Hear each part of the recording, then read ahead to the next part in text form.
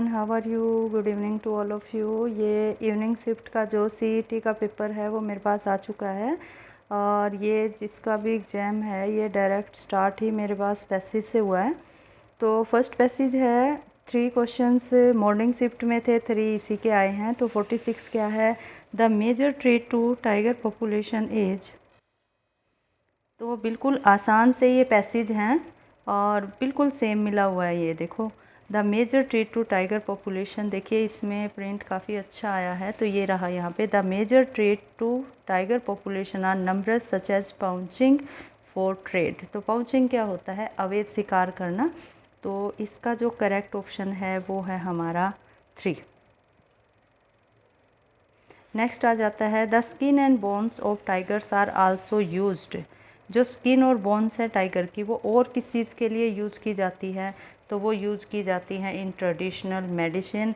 और ये भी बिल्कुल सेम मिला हुआ है। अगर आप अच्छी तरह से पैसेज को रीड करोगे तो आपको अच्छी तरह मिल जाएगा ये। तो देखिए कहाँ पे है ये रहा, ट्रेडिशनल मेडिसिन, ये रहा ना, use of their bones in traditional medicine, बिल्कुल सेम मिल रहे हैं ये। नेक्स्ट जो है इसका ये है, find out a word from the above passage which is एंटोनियम्स of legal. Legal का ऑपोजिट बताना है। सिनोनियम्स क्या होते हैं? सिमिलर। और एंटोनियम्स क्या होते हैं? उसका ऑपोजिट। तो बिल्कुल आसान है ये, क्या है? इलीगल। एक्सटिंक्शंस का मीनिंग क्या होता है? विलुप्त हो जाना। फ्यूनल्स का मीनिंग क्या होता है? जीव। ट्रीट का मतलब क्या होता है? किसी के साथ किस तरह आप ट्रीट कर रहे हो, बिहेव कर रहे हो, वो होता है। तो वैसे ही अंडरस्टूड है ये। लीगल का तो ऑलमोस्ट सभी को आता ही होगा।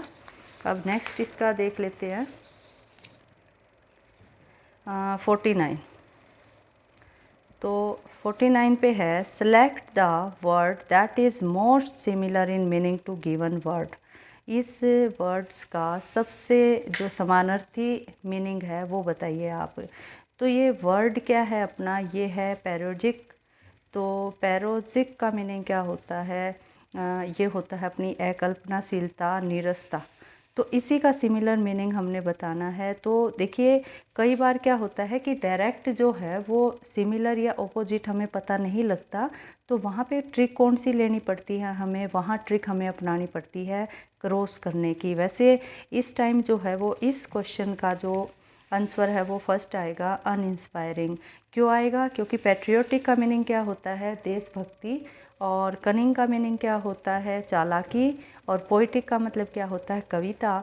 तो uninspiring is the correct answer. Next आ जाता है 50, life history of a man written by himself is called. किसी भी व्यक्ति की जीवन का इतिहास जो कि वो आदमी खुद लिखता है। देखिए बायोग्राफी, ऑटोबायोग्राफी, कैलीग्राफी, बाइब्लोग्राफी, इनमें से कैलीग्राफी क्या होती है? सुंदर लिखावट। बाइब्लोग्राफी तो इससे बिल्कुल अलग ही है। वो क्या होती है? बुक्स की लिस्ट। जैसे कैटलॉग होता है ना लाइब्रेरी वगैरह में, बुक्स की एक लिस्ट तैयार कर ली जाती है तो उसको बोल देते हैं हम ग्रंथ की सूची। और कैलीग्राफी तो आप सबको पता ही होगा, गुड हैंड राइटिंग। तो रहता क्या है? अब ये रहता है बायोग्राफी अपना और ऑटोबायोग्राफी। देखिए दोनों ही क्या होती हैं, किसी भी जो आदमी होता है उसकी लाइफ हिस्ट्री को डिस्क्राइब करती हैं ये। डिफरेंस कहाँ पे होता है? डिफरेंस होता है कि अगर किसी भी व्यक्ति की लाइफ हिस्ट्री उस किसी और व्यक्ति के द्वारा लिखी गई हो तो उसको हम क्या बोलेंगे? बायोग्राफी। लेकिन वही लाइफ हिस्ट्री अगर उसने खुद ही लिखी है, अपने आप ही लिखी है, तो उसको क्या बोलेंगे? ऑटोबायोग्राफी। तो ये जो है ये काफ़ी इम्पोर्टेंट है। हो सकता है आपके जो नेक्स्ट एग्ज़ाम है उनमें भी आ जाए ये, तो ये ध्यान रखना। तो फर्स्ट जो है, sorry, second is the correct option, क्योंकि इन्होंने ये पूछा ना क्या लाइफ हिस्ट्री है मैन की और वो खुद ही उसको लिख रहा है। It's mean it is autobiography, meaning आत्मकथा। नेक्स्ट देख लीजिए, choose the alternative which best express the meaning of underline items. एक मुहावरा हमें मिला है यहाँ पे और उसी का एक्सप्रेस करना है मीनिंग, अल्टरनेटिव बताना है। तो क्या ये है, he had a hair breadth escape from the accident. ये बोलते हैं ना बाल बाल बचा, तो वो है कि वो एक्सीडेंट से बाल बाल बचा, मतलब कि बहुत नैरो था वो एक्सीडेंट उसके, लेकिन वो बच गया। तो अल्टरनेटिव का मीनिंग भी क्या होता है, अल्टरनेटिव का मीनिंग क्या होता है कि ये बिल्कुल सेम, अगर हमें इसकी जगह कोई और वर्ड यहाँ पे लेना पड़े तो हम कौन सा वर्ड लेंगे। तो इसमें देखिए आप खुद ही समझ जाओगे। वेरी सेफ ले सकते हैं क्या यहाँ पे, नहीं ले सकते। फाइटिंग, इसका कोई मीनिंग ही नहीं बन रहा है यहाँ पे। इम्प्रैक्टिकल भी नहीं कुछ बन रहा है। नैरो क्या होता है, संकरा, बिल्कुल नैरो चीज़ क्या होती है, संकरी, जो कि बिल्कुल क्लोज हो किसी चीज़ के। तो second option is the correct. Next देख लीजिए, found out the correctly spelled word. जो यहाँ पे 4 हमें ऑप्शन दिए गए हैं और वर्ड दिए गए हैं, हमें इसका बताना है कि करेक्ट स्पेलिंग कौन सी है। तो सबसे पहले जो है वो मैं बता देती हूँ इसका ऑप्शन कौन सा है। इसका ऑप्शन होगा 2। क्यों होगा इसका, देखो ये होता है एक वर्ड प्रीटेंटियस। प्रीटेंटियस का मीनिंग क्या होता है, दिखावा, किसी चीज़ का दिखावा करना। तो प्रीटेंटियसनेस का मतलब क्या होता है, दिखावटीपन या आडंबर। आडंबर बोलते हैं ना सुपरस्टिशियसनेस को हम, या फिर जो अंधविश्वास होते हैं, ये करो वो करो, तो उसको हम आडंबर बोल देते हैं। तो वही है इसका मीनिंग, आडंबर या दिखावटीपन। तो करेक्ट जो स्पेलिंग है वो ये है इसकी, प्रीटेंट, TERETE। इसमें ए दे दिया, इसमें डबल टी दे दिया, इसमें टी के बाद ए दे दिया। तो इस तरह से ये गलत है। करेक्ट कौन सी है, दोनों जगह ही टी आएगा हमारा, प्रीटेंटियसनेस। नेक्स्ट देख लीजिए अपना, ये भी सेम ही है, करेक्टली स्पेल्ड वर्ड। करेक्टली जो सही हमारा वर्ड है, जिसकी स्पेलिंग सही है, वो हमने चूज करना है। तो इसका जो ऑप्शन है वो है थर्ड है। और ये होता क्या है, ये होता है दिसोरस। दिसोरस का मीनिंग क्या होता है, शब्दकोश या फिर विश्वकोश। शब्दकोश या विश्वकोश, ये होता है इसका मीनिंग। तो it's mean the third one is the correct option. ओहो, देखो मेरे से ही मिस्टेक हो गया भाई, यहाँ पे ए दे रखा है, सॉरी, ओ आना है यहाँ पे, ये 4। फ़ोन में कुछ ज़्यादा नहीं दिख रहा है ना, मुझे पेज नहीं दिख रहा है, जस्ट फ़ोन में दिख रहा है, तो इसीलिए ए है यहाँ पे, मुझे ओ लगाइए। क्या स्पेलिंग है इसकी, THESORAUS, दिसोरस। ये अपना हो गया। अब नेक्स्ट देखते हैं 54। और 54 बिल्कुल आसान है। ये हमने क्या मिला है, हमें मिली है एक्टिव वॉइस। तो एक्टिव वॉइस भी देखिए, विच best express the given sentence in active voice. इन्होंने यहाँ पे दे दिया हमें पैसिव वॉइस, और पैसिव वॉइस की जो एक्टिव वॉइस है सेंटेंस, वो हमने चूज करना है। तो ये बिल्कुल बिल्कुल बिल्कुल ही अंडरस्टूड है। ये देखिए बीइंग दे रखा है, बीइंग, बीइंग का मीनिंग क्या है, ING है। तो ING, बी के आगे क्या लगा दिया है इन्होंने, ING लगा दिया। इसका मतलब जो भी हमारी एक्टिव वॉइस का सेंटेंस होगा उसमें भी क्या मिलेगा हमें, ING। वो कॉन्टिन्यूस का होगा, और कॉन्टिन्यूस का सेंटेंस हमारा केवल फर्स्ट ही है। तो इसका मतलब first one is the correct option, we are reading it. अगर हम इसका पैसिव वॉइस बनाए तो क्या बनेगा, it is being read by us. जो रीड जो अपनी वर्ब होती है ना, इसकी तीनों फॉर्म में ही सेम स्पेलिंग की होती है, सिर्फ प्रोनाउंसिएशन में डिफरेंट होती है। ये रीड, रेड, रेड। तो ये थोड़ा सा साथ साथ आपका जो कॉम्पिटिटिव एग्ज़ाम है उसके लिए काफ़ी ज़रूरी हो जाती हैं ये चीज़ें साथ साथ चलनी। अब नेक्स्ट है, rearrange the following parts of a sentence labelled as PQRS to make a meaningful sentence. देखिए पैटर्न बिल्कुल सेम है मॉर्निंग के पेपर का भी और इसका भी। इसमें भी उसी तरह से 4 पार्ट हमें मिले हुए हैं और हमें उससे एक मीनिंगफुल जो सेंटेंस है वो बनाना है। तो इसका जो ऑप्शन है वो सेकंड करेक्ट है। सबसे पहले हम लेंगे R. The only victory which leave no regret are. The only victories which, वो विजय जिनसे हमें कभी भी पश्चाताप नहीं होता, रिग्रेट नहीं होता। दोज विच आर, तो वो होती हैं, किसके ऊपर होती हैं वो, गेन्ड ओवर इग्नोरेंस, जो कि इग्नोरेंस के ऊपर विजय प्राप्त की जाती हैं। उन विजयों से, उन जीत से हमें कभी भी जो रिग्रेट है वो नहीं होता।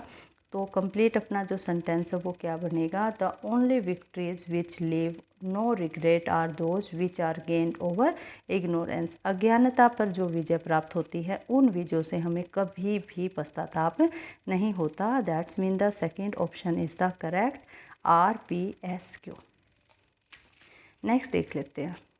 अब जो ये वर्ड दे रखे हैं, यहाँ पे कुछ पार्ट दे रखे हैं सेंटेंस के, और हमने देखना है कि इसमें एरर किस में है। जो मॉर्निंग शिफ्ट में हमारा पेपर था उसमें जो टुगेदर वर्ड था वो वर्ड जो है वो वेल्डिंग के साथ अननेसेसरी था। वेल्डिंग का मीनिंग ही इकट्ठा जोड़ना होता है, तो अननेसेसरी था। तो वहाँ पर मैंने नो एरर जो है वो चूज किया था, लेकिन वहाँ बी ऑप्शन जो है वो करेक्ट होगा, जिसमें ये था ना welding with 2 pieces of metal together. तो टुगेदर और वेल्डिंग जो है वो अगर इकट्ठा दे दिया तो वो गलत ही है। तो बी ऑप्शन ठीक था उस पेपर में। आप अपने में देख लेना जिसका भी मॉर्निंग में है। तो मैंने नो एरर उसमें लगाया था, लेकिन मुझे लग रहा है कि वेल्डिंग और टुगेदर इकट्ठा करके उन्होंने गलत कर दिया ये। बाकी कई जो है वो की जो है वो तैयार होती है कि इस किसी भी सेंटेंस की आप सेंस को समझ कैसे रहे हो। तो कुछ चीज़ें ऐसी होती हैं कि एक से ज़्यादा ऑप्शन भी हम रख सकते हैं उसका। वो डिपेंड करता है पेपर सेट करने वाले पे भी कि उसने किस सेंस में उस पेपर को सेट किया है, वहाँ से पता चलता है। तो वो तो मॉर्निंग की बात थी। ये अभी यहाँ पे आ जाइए। ये तो बिल्कुल ही अंडरस्टूड है, इसमें कोई डाउट नहीं है कि इसका ए पार्ट में एरर है। और ए पार्ट में एरर कैसे है, the scientist was seem to be excited over the result of his experiment. Scientist है, उसने एक्सपेरिमेंट किया और उसके रिजल्ट पे वो बहुत एक्साइटेड महसूस कर रहा है, प्रतीत हो रहा है वो एक्साइटेड। तो वो प्रतीत होना, सेम्ड का मतलब क्या होता है, प्रतीत होना। तो वाज लगा के इन्होंने इस सेंटेंस को पैसिव वॉइस बना दिया, जबकि ये एक्टिव वॉइस में आना चाहिए था। तो वाज जो है यहाँ पे ये बिल्कुल गलत है। वाज ये वर्ड यहाँ पे यूज नहीं होना था, यहाँ होना था the scientist seemed to be excited. Scientist excited लग रहा है अपने एक्सपेरिमेंट के रिजल्ट पर। तो वाज जो है वो अननेसेसरी है। सो ए पार्ट इसका एरर में है और ए पार्ट किस ऑप्शन में है, फर्स्ट में है। तो इसका करेक्ट ऑप्शन क्या हुआ, फर्स्ट हुआ। नेक्स्ट आ जाइए, which one of the correct indirect narration of the following sentence. नीचे कुछ सेंटेंस दे रखे हैं और आपको वो इनडायरेक्ट में कन्वर्ट करना है। तो देखिए, जो यूनिवर्सल ट्रूथ होती हैं, ऐसी ट्रूथ होती हैं जिनको हम ना नहीं बोल सकते। For example, the earth revolves around the sun, 2 और 2 मेक्स 4। तो इनको हम कभी भी ना नहीं बोल सकते, तो उनको उसी टेंस में हम रखते हैं। तो इस जो है वो प्रेजेंट को शो कर रहा है, तो पास्ट ये नहीं होगा। तो सबसे पहले तो ये जो पास्ट दे रखे हैं इनको आप ख़त्म कर दीजिए। दूसरी बात है 2 and 3, 2 and 3 इज 5। इन्होंने इज वर्ड यहाँ पे लिया है। तो इज किस में है, इसमें है ना, आर नहीं लगा सकते हम, इज का इज ही रखेंगे। तो इसका मतलब सेकेंड ऑप्शन जो है वो अपना करेक्ट है। नेक्स्ट देख लीजिए, preposition to fill in the blanks. Preposition हमने यूज करनी है। तो देखिए, प्रेपोजिशन जो है ये फर्स्ट जो मॉर्निंग शिफ्ट का पेपर था उसमें भी मैंने देखा था और इसमें भी देख रही हूँ। फ्रेजल वर्ब नाम की एक सीरीज होती है, फ्रेजल वर्ब, जिसमें ये बताया गया है कि इस फ्रेज के बाद ये प्रेपोजिशन यूज करनी है। 10th के सिलेबस में भी है ये और BA में भी है। तो अभी तो टाइम नहीं है आपके पास पढ़ने का। अभी तो देखिए जैसे भी उसके आप देख करके आ जाना। लेकिन अगर आपको प्रीपोजिशन अच्छी तरह से ध्यान में रखनी है या पेपर के लिए प्रिपरेशन करनी है उनको लेके, तो आप फ्रेजल वर्ब जो है वो देखिए। और इसमें प्रोविज़न जो है इसके साथ फ्रॉम आएगा। Visitor in the garden are prohibited from walking on the grass. कि जो विजिटर हैं इस गार्डन के, उनको मनाही दी गई है कि वो ग्रास पर ना चले, घास पर चलने से उनको मनाही है। तो from word is the correct first option. Next इसमें आ जाता है, एक फ्रेज़ दे रखी है। फ्रेज़ क्या होती है? फ्रेज़ होती है भाई ग्रुप ऑफ वर्ड्स, शब्दों का समूह, उसको फ्रेज़ बोलते हैं। तो नीचे एक फ्रेज़ दी गई है और आपको रिप्लेस करनी है। नीचे कुछ ऑप्शन दिए गए हैं और उस फ्रेज़ को कौन सा ऑप्शन रिप्लेस कर सकता है जो कि ग्रामेटिकली करेक्ट भी हो। तो इसमें कौन सा आएगा? इसमें आएगा अपना 4। 59 का ऑप्शन कौन सा है? 4 है।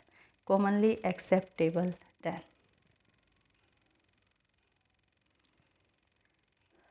नेक्स्ट आ जाता है अपना last, he was advised as the seminar without preparation. तो ये भी बिल्कुल आसान है। और आसान क्यों है ये? क्योंकि देखिए इसमें फर्स्ट आएगा अपना टू नॉट अटेंड, कभी भी नहीं आएगा ये। नो इन्फिनेटिव्स आते हैं इसमें, to infinitive, to plus verb की फर्स्ट फॉर्म, टू इन्फिनेटिव आएगा इसमें।